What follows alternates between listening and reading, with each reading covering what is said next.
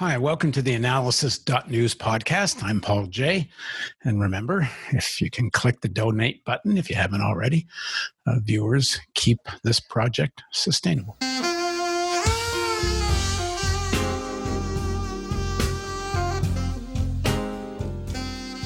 In the coming months, I plan to talk to activists and journalists out in the field, organizing and reporting in the working class in different parts of North America. That means Canada, the US, and Mexico, and from time to time globally. The subject will be how the building of a people's movement is going, what are the main challenges, and how to develop a broad front politics. Today, I'm joined by Eric Blanc. He was a national surrogate for the Bernie Sanders campaign and the author of Red State Revolt, the Teacher Strike Wave and Working Class Politics. And he reports for Jacobin Magazine. Thanks for joining us. Yeah, thanks for having me on. So, first of all, if Trump actually is well enough to go out and campaign, and assuming this bravado is more than just bravado, and he actually is able to keep in the campaign, then the scenario seems to be, many people are predicting, and Steve Bannon, who's probably still in Trump's ear, is actually calling for, is a kind of war to begin on November the 3rd, meaning that Trump thinks that he's going to be at least near or even ahead in the Electoral College at the end of the night on November 3rd. And he's going to refuse to recognize mail-in ballots that come in later. He's strongly hinted at that. Bannon and some others have outright called for that. Bannon said the war will begin November 3rd. If that is the scenario, the Democrats will fight it in court. The Supreme Court may decide in Trump's favor. Maybe not, but likely will if they actually get this new nomination through, which is a question mark now because everybody's dropping with COVID in terms of the White House and senators and such. But anyway, one way or the other, and even if Biden has an outright victory, there needs to be a really strong, broad, popular people's movement. If one, Trump's to be blocked from a kind of coup, and or two, the Biden administration settles into the old Obama-Biden ways and creates the conditions for another type of Trump in 2024. So one way or the other, there needs to be a broad movement. And you've been calling for getting organized for such now. And you've been out in the field covering teachers in states that normally go in Trump's favor. So what have you learned, and what are people doing to get organized? I think the urgency of the moment should be underscored to begin with. The scenario layout is right. The first thing that needs to be said is that the stakes of November 3rd and November 4th are extremely high. The question of defending basic democratic rights and institutions in this country is at stake. And if there's any lesson to be learned from the last 40 plus years of corporate Democrats, it's that they're not going to put up a fight in any real significant way against the right.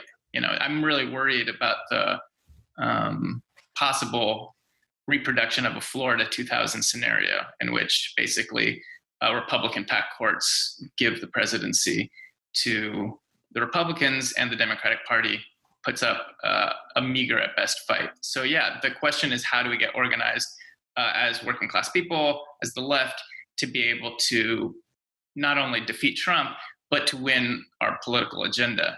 Because no matter who's in power, the reality is that whether it's Biden or Trump, the only force that's going to actually be able to push forward something resembling a progressive policy that will actually improve things and not just at best keep a really unequal status quo, which is what a Biden presidency would do. The only force that can do that is really the organized working class and social movements. So I think the prospects of that are pretty high, especially if we can defeat Trump, which I'm relatively optimistic we can, because just the level of the crisis has really reached such a disproportionate impact that I don't think that, for instance, a Biden presidency would get the honeymoon period that was given to the Obama. People really are fed up. It's not just COVID. It's healthcare, it's systematic racism, all these issues, climate change, all the things that are really bubbling up.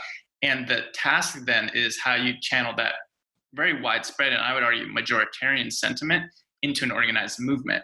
And we have seen that the teachers' strike since 2018 show that it's not just like a blue state thing, that you actually have working class people in every state of this country who are willing to fight back when a political alternative is presented. The difficulty is that political alternative is rarely presented. The Democrats don't really inspire much confidence. The unions oftentimes aren't really fighting. So in the absence of like a viable alternative, working class people try to get by. And unfortunately, that's the norm. So the question is, how do we provide and kind of get the ball rolling for that organized alternative so people can fight back? So the teacher strikes, many of them in West Virginia and places that in recent years are go Republican. Where did their success come from, and how well did the teachers do when they were talking to sections of workers who voted for Trump? What did you learn? The big story is that in 2 years, really since 2018, we've seen the most significant victories for educators and public services in generations. And the reason for that is that workers resorted to their most important weapon, which is withholding their labor. And so what educators did, starting in West Virginia, spreading to Oklahoma, Arizona, then after spreading to blue states like California, Illinois, we saw Los Angeles strike, in Chicago in 2019, and then more recently, there's been just an upsurge in teacher organizing all across the country in response to the pandemic. What you've seen then is educators really, together with healthcare workers, but particularly educators, resorting to the strike weapon, winning over community support, and winning major demands. So we've seen significant pay increases, significant refunding of schools where educators have struck. They've always fought for kind of social justice type issues. So it's never just been about pay. It's been about more funding for students, about anti-racist demands as well. And so the dynamic is really educators are pointing the way forward for the working class as a whole. And it shows you, the fact that you had tens of thousands of educators on strike winning overwhelming support in a state like Oklahoma or Arizona shows you that this idea that really the fundamental divide in this country is between a blue state, red state, that really doesn't capture the reality. The real divide is between the majority of people who are working class and the billionaires and the corporate politicians who are bought off by them. And so when you're able to really find an issue that galvanizes the material interests of the majority, you see that even people who voted for Trump, you had thousands of educators who voted for Trump went on strike against Republican politicians. So I'm relatively optimistic about the potential for a lot of people who right now either are just disengaged from politics or even who might have illusions in the Republican Party, for them to be able to relatively quickly join a left-wing labor movement if we're able to foreground the issues of concern to them and to others. And how did pro-Trump voters, and others too for that matter, but especially them, react to higher salaries for teachers and more money for smaller classrooms and such, when that means higher taxes? And higher taxes is what is at the core of a lot of why people vote for Trump. Right. Well, the response of the educators who struck, and what should our response be, is we are for lower taxes for working class people, but we're for higher taxes for the rich and the corporations, right? Like the question of taxes is who is paying their fair share and who is not. And so what educators raised is, look, we know that in all of our states for decades now, corporations have been getting tax breaks, rich have been getting loopholes. And if we're able to start closing that gap, there's more than enough money in every single one of our states to create an excellent public education system for all. And workers heard that. They listened. Yeah. I mean, this was not like a left-wing fringe issue. That made sense to people. You'd be surprised.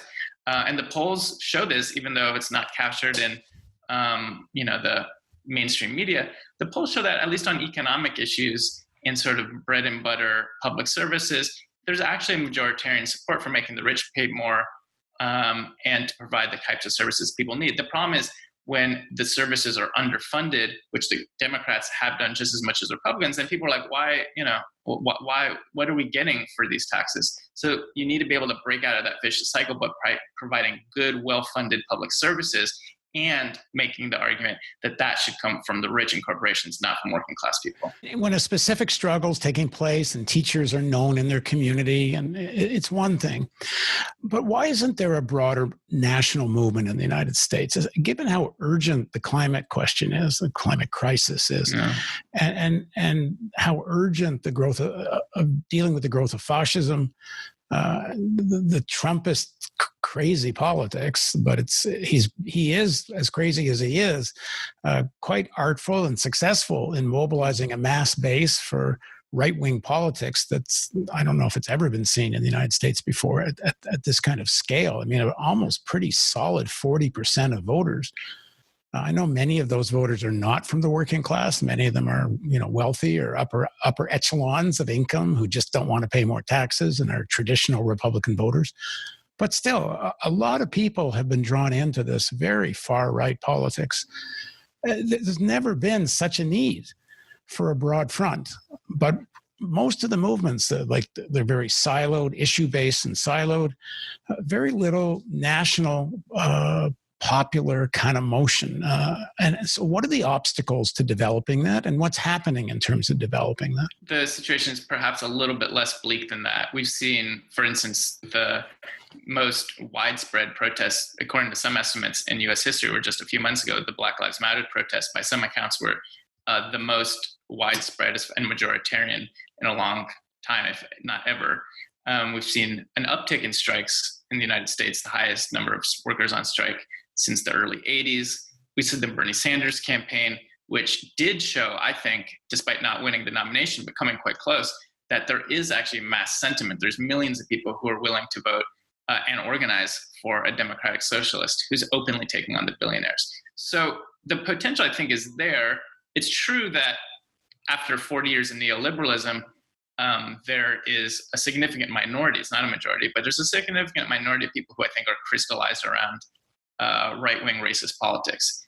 It's not a majority, though. The question then is, how do we organize that majority so that we can further our agenda? And I think that there's a few things that need to happen. One is no confidence in the corporate Democrats, because as you mentioned earlier, really what you have is this vicious cycle in which the neoliberals just pave the way for a further move to the right every time, because they don't inspire people. They concede the ideological and political ground to the right and just at most argue, well, we shouldn't go quite as far as them. And so when that is the dynamic, it's inevitably just going to lead to a vicious circle and continuing a drift to the right.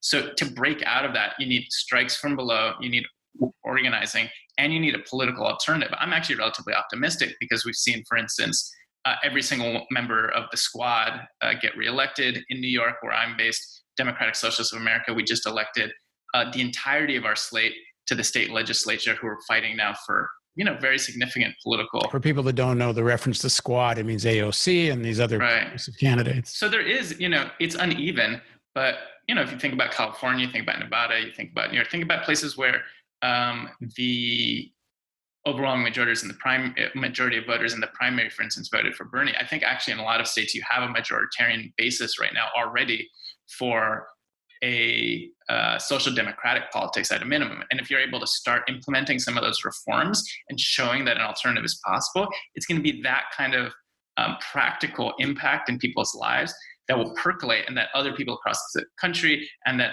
people who right now who are just cynical, not wrongly, about politics will see that, oh yeah, change is possible. Because that's the main thing we're up against, is this perception that the whole system just sucks, but nothing can be done about it, so I'm going to get by.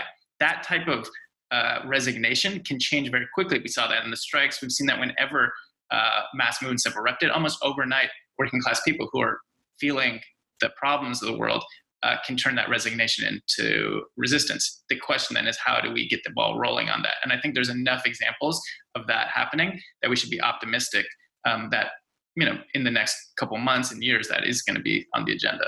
So concretely, what do you think people should be doing? There's two main areas of work that we should be focusing our energies on. One is rebuilding a militant labor movement. The history of this country and every country has been that without a strong labor movement, you're not going to have a strong progressive policy in government. You're not going to have a strong, mass movement in general. That labor at its best has been at the center of fight for all social issues and the reality is that almost on any issue you can think of, whether it's climate, whether it's racial justice, the only way you're going to win those demands is if you're able to redistribute significant amount of money and funds and power from the corporate elite down below. And the only force that can do that historically has been the organized working class. So part of the difficulty is that because labor was in decline, it stopped being sexy and leftists sort of looked elsewhere. So I think that one of the first things we need to do is understand that our strategic orientation can't be to abandon the labor movement, but actually has to be to revitalize it, getting union jobs, helping transform our unions, giving the boot to leaders who are just supporting the Democratic Party. That's a very major issue, this struggle in the unions, because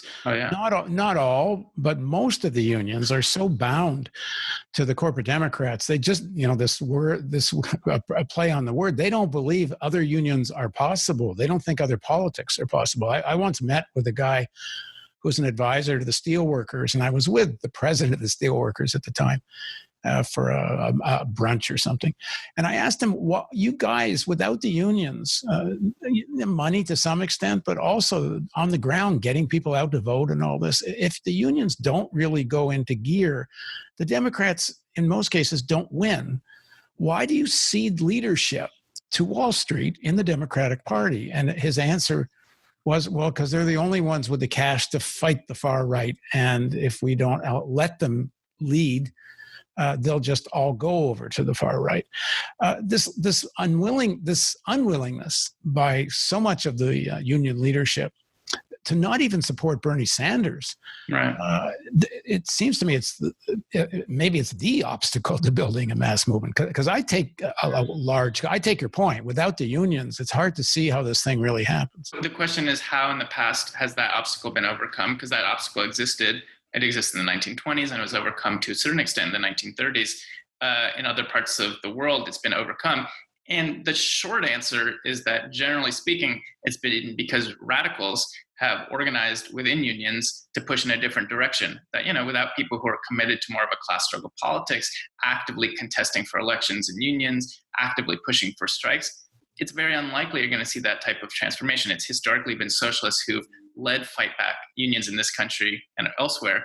And one of the reasons why I'm relatively optimistic again about the prospects for labor is you have a resurgent socialist movement in this country since 2016 with Bernie Sanders. And a lot of the socialists who are in Democratic Socialists of America are taking seriously the question of how do we build our base within organized labor? So I think that's the first thing we need to do. And the second is building a significant and serious political alternative, which is to say a viable and coherent alternative to the corporate Democrats. And I think that, we don't have to reinvent the wheel. We've seen the type of politics that Bernie Sanders put forward, Alexandria Ocasio-Cortez, local DSA candidates winning all across the country. This type of open class struggle antagonism against the billionaires, that is the starting point. I think we need to give it more organized expression, because even as we see right now with Bernie, who's out campaigning for Joe Biden, the reality is, unless we're able to build more of a coherent organizational infrastructure, we are going to risk not differentiating ourselves enough from the Democratic Party as a whole, which a lot of people rightly are skeptical and sick of. So I think that the task is, as we're running, for the foreseeable future, in large part on Democratic Party ballot lines, we need to really build up our own independent electoral infrastructure so that we're not dependent on the money or funds or apparatus of the Democratic Party as a whole. The way that AOC and some of these other progressives have done it from within the party, or you're talking about outside the party? I think our experience in the last few years has shown that for the current moment, the best way to sort of get out a message of class struggle politics is using the Democratic Party ballot line. I think that there's a contradiction within the Democratic Party between the working class base that exists, people who vote for Democrats, and the fact that the party as a whole is controlled by the billionaire class and by political operatives, who are bought off by them. So I think that contradiction is going to come to a head sooner or later. I personally think that we need a workers' party in this country, but in order to get there, we need to be a lot stronger. We need stronger labor movement. We need stronger left organizations. And so I think at this moment, one of the benefits of running on the Democratic Party ballot line is that it gives us sort of a platform through which we can build up our own independent organizations, building up DSA, building up independent electoral formations locally. And once those continue to grow, you're going to see a sharper and sharper battle, which you've already seen right now, in between people who are actually trying to fight for workers and the Democratic Party apparatus and the Democratic Party as a whole. And that contradiction, sooner or later, I think is going to lead to a split and with creation, hopefully, of a workers' party. But we're not there yet because we're not strong enough yet. So do you agree with Sanders, AOC, and that group that say Trump has to be defeated, which obviously means voting for Biden, and then the real fight with Biden picks up? How do you see the balance between these things? Look, it's a tricky one. I spent the last year or two organizing for Bernie Sanders and against a corporate Democrat like Joe Biden. So there's no illusions on my part that Joe Biden is on our side. He's not. He's on the side of the billionaire class. That being said, I do think that at this point, given the reality that a Trump presidency would be so significantly worse for working class people and put us on a much harder terrain to win any of our demands. And not to mention the abrogation of democratic rights that is looming if the Republicans and Trump are able to kind of just ensconce themselves in power despite the popular will. I think that given that, it makes sense to hold our nose at this moment to get Biden elected, but with the understanding that starting November 4th, or God knows whenever the presidency is confirmed, that our fight is immediately against him. And we can't give him any sort of honeymoon period, no illusions. We need to tell people the truth right now. It's just if you're going to vote for Biden, that doesn't mean he's on our side. It means that Trump needs to be defeated first. In most American cities, certainly larger American cities, there's all kinds of progressive organizations. There's anti-war, there's organizations, many that in the African-American community, there's Latino. You go on, there's groups that are organizing even about, green environmental issues, local issues, and so on. It's rare when they all get together. To some extent, the Sanders campaign helped a lot of these groups at least coalesce, because at least individually as groups, many of them came out and said, yeah, they were going to support Sanders. But even at city levels, you don't often see the groups all getting together, and you almost never see all these organizations somehow getting together in a national coalition. Again, the Democratic Party has this kind of national reach, but as you said, the Democratic Party is very split, really, in terms of what interest it represents. So, how do you think there needs to be this kind of national forum? I know DSA is a national forum, but it maybe is the biggest right now of the left groups, but it is still one of many. And then the other issue is, does there not have to be a kind of popular front that also includes people that would not identify as socialists? Yeah, it's a really good question. I do think that we need something like that. The question is how to go about doing that. The devil's in the detail. I think that, for instance, right now, there is a possibility in the short term for a lot of different organizations, not just who endorse Bernie, but actually much more broadly, to unite against Trump, not just on voting against him, but also in preparing for mass mobilizations, potentially workplace actions, civil disobedience, things like that, to prevent him from stealing the election. So there is in process really right now a process of trying to bring together different organizations in defense of democracy. And I think that there's other issues that you can imagine that really have a very broad range of support and that bring together so many different constituencies and organizations. Climate change would be an obvious one, right? So if you can imagine we defeat Trump, Biden's in power, why don't we have millions of people in the streets locally and in DC calling for a Green New Deal? And almost every union, every social justice organization is somehow implicated in climate change and Green New Deal because it's such a far-reaching issue. So I do think that, the process of bringing together people at this point is going to be still, at least at the start, around the issues around which we agree. But in building those sort of relationships in these struggles, that sets the basis for what I would like to see, which is that kind of group cohering on a more political level. So the other thing that can unite people, as you mentioned, are political candidacies that really represent a broad range of issues. I think that on a national level for the foreseeable future, that's going to be harder because Bernie's quite old. But you can imagine on a statewide level, particularly in places where we're stronger, Illinois, New York, California, some other places, why not run a candidate for governor who's really actually of the working class, sort of a social democratic Bernie AOC type candidate that can bring together all of these different forces. And I think it's in projects like these that you really be able to see who are your friends and who are not your friends, because there is the reality that a lot of so-called progressive organizations and nonprofits sort of talk left, but when it comes down to it, they're not willing to actually go up against the Democratic Party. They're not actually willing to go up against some of the funders of their nonprofits who might stand to lose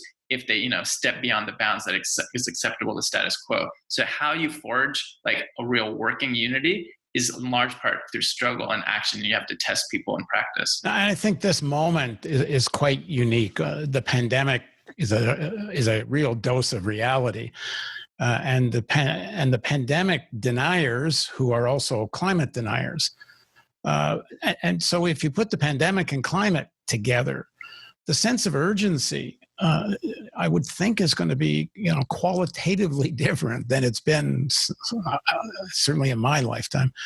And the Biden climate plan, at least as it's presented on his website, while it sounds pretty good on the surface, actually isn't when you dig into it. The core of the climate plan of Biden seems to be reliance on carbon capture, not really the phasing out of fossil fuel.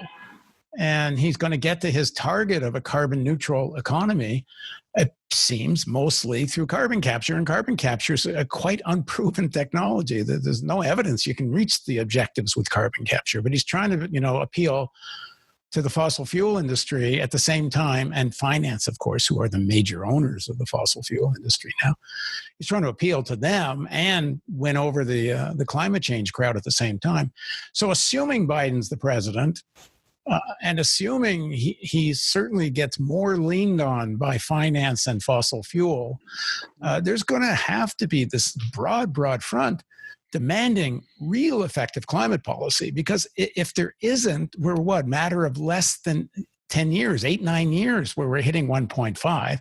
And now the predictions of hitting 2 degrees above average temperatures, pre-industrial temperatures, maybe as soon as 2030, 2040. I mean, it's crazy.